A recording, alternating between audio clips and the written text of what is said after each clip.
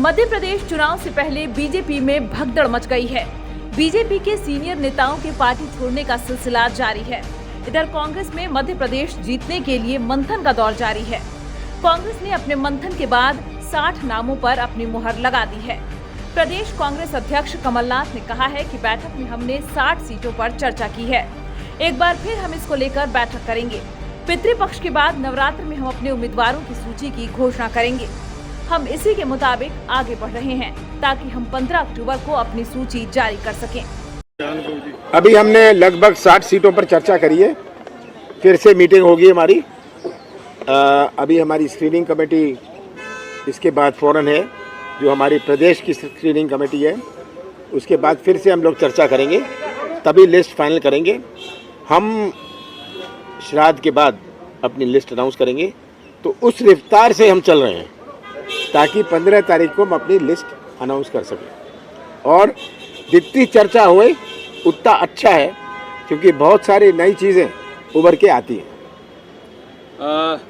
नमस्कार साथियों, जैसा आदरणीय कमलनाथ जी ने कहा कि आज केंद्रीय चुनाव समिति की बैठक माननीय खड़गे साहब, माननीय राहुल गांधी जी और केंद्रीय चुनाव समिति के सभी सदस्यों के साथ हुई। हमारे प्रदेश कांग्रेस कमेटी के अध्यक्ष कमलनाथ जी, विपक्ष के नेता गोविंद सिंह जी और सब लोगों ने उसमें हिस्सा लिया। काफ़ी सीटों पर चर्चा हुई, बहुत सकारात्मक चर्चा हुई, बहुत सौहार्द के वातावरण में चर्चा हुई। और जिस प्रकार से प्रदेश कांग्रेस कमेटी के अध्यक्ष समन्वय बना रहे हैं, ये अपने आप में दर्शाता है कि कांग्रेस पार्टी मध्य प्रदेश में एक अप्रत्याशित जीत की ओर कदम बढ़ा रही है। दो उदाहरण आपके सामने हैं। एक भाजपा की सरफुटव्वल का है, एक भाजपा की घबराहट और छटपटाहट का है, और एक आत्मविश्वास का है। वो आत्मविश्वास जो है 8.5 करोड़ मध्य प्रदेश की जनता के आशीर्वाद का है। वो आत्मविश्वास जो है मध्य प्रदेश के 8.5 करोड़ लोगों का जन आक्रोश जो भाजपा पर फूट रहा है उसके खिलाफ है। आए दिन भ्रष्टाचार, घोटाले और इस प्रकार के विवाद सामने आ रहे हैं। आज ही सामने आया 10 करोड़ का आदिवासी घोटाला मध्य प्रदेश में। मध्य प्रदेश के आदिवासियों का बजट खा गए भाजपाई, करोड़ों रुपया खा गए। हम नहीं कह रहे, उनकी ऑडिट रिपोर्ट्स कह रही हैं जो आज जारी हुई हैं। मध्य प्रदेश में राजनीतिक लोग भाजपा के और उनके अफसर मिलकर फर्जी बिल बनाकर करोड़ों रुपए के आदिवासियों का बजट खा रहे थे। एक तरफ कांग्रेस है जिसने लोगों को गारंटी दी। कमलनाथ जी के नेतृत्व में हमने कहा ऋण माफी होगी किसान की, झूठे मुकदमे वापस होंगे, 5 हॉर्स पावर तक की बिजली का बिल किसान का माफ होगा, पुरानी पेंशन स्कीम लागू की जाएगी, 100 यूनिट बिजली माफ, अगले 100 यूनिट बिल हाफ, 1500 रुपये महिलाओं को पेंशन। और कल प्रियंका जी के नेतृत्व में एक और ऐतिहासिक निर्णय हमने लिया जो हिंदुस्तान में कहीं नहीं हुआ। वो प्रदेश कांग्रेस कमेटी अध्यक्ष कमलनाथ जी के नेतृत्व में हमने वादा किया है। 100 लाख बच्चे, 1 करोड़ बच्चे स्कूल के अंदर पढ़ते, पहली कक्षा से 12वीं कक्षा तक, पहली कक्षा से 5वीं कक्षा 8वीं कक्षा तक 500 रुपया, 9वीं और 10वीं कक्षा में 1000 रुपया, और 11वीं और 12वीं कक्षा में 1500 रुपया।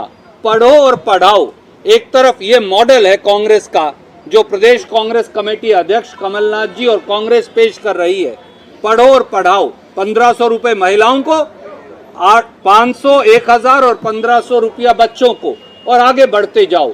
हर बच्चा पैसा पाएगा, हर बच्चा आगे बढ़ता जाएगा। ये कांग्रेस का नारा है। दूसरी तरफ एक घोटालेबाज भ्रष्टाचारी सरकार है, और इसीलिए हमें ये विश्वास है कि पहले नवरात्रे पर विजय की शुरुआत हो जाएगी। सर, आपका जो पढ़ो पढ़ाओ स्कीम को लेकर बीजेपी बोल रही है कि ये झूठे वादे हैं, कुछ फुलफिल नहीं होगा। कर्नाटका में उनके झूठे वायदे, 20,000 झूठी घोषणाएं आज मध्य प्रदेश की जनता समझ गई है।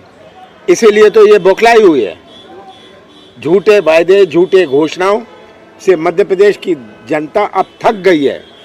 अब समय 23 दिन बचा है, जनता राहत की इंतजार कर रही है।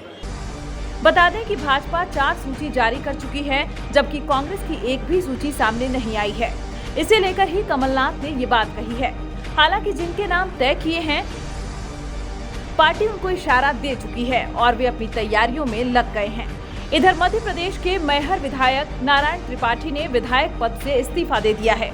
इसके साथ ही भाजपा की प्राथमिक सदस्यता से भी उन्होंने अपना त्याग पत्र दे दिया है। नारायण त्रिपाठी ने कहा कि अभी पार्टी का सम्मान करते हुए इस्तीफा दिया है।